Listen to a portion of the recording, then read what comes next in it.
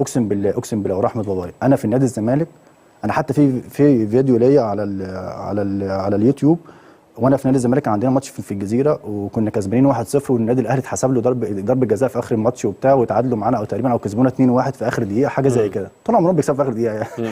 فاليوم ده انا طلعت اتكلمت وحش جدا عن النادي الاهلي جدا، قلت هم بيكسبوا بالحكام ومش عارف ايه. انا كنت بكره النادي الاهلي ده جدا.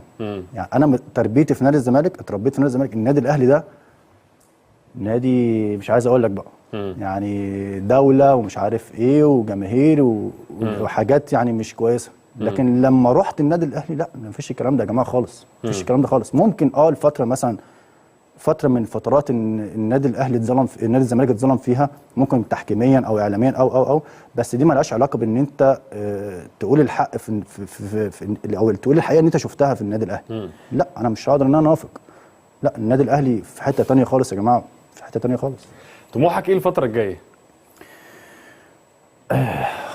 والله لسه يعني لسه ما مش عارف اعمل ايه. يعني انا الفتره اللي جايه انا دلوقتي هقعد، انا قررت ان انا اقعد الست شهور دول، او مش 6 شهور لان كده المنتخب خلاص يعني كلها شهرين او 3 شهور بالظبط. قلت اقعد اخد بريك كده مع نفسي شويه، ان انا اطلع من شويه المشاكل اللي حصلت لي وكده، وابدا افكر براحتي ان شاء الله السنه الجايه. لو في حاجه كويسه السنه الجايه جت، ما اوكي ما فيش مشكله، ممكن اكمل عادي. ما فيش حاجه فممكن عادي يعني. ممكن ايه؟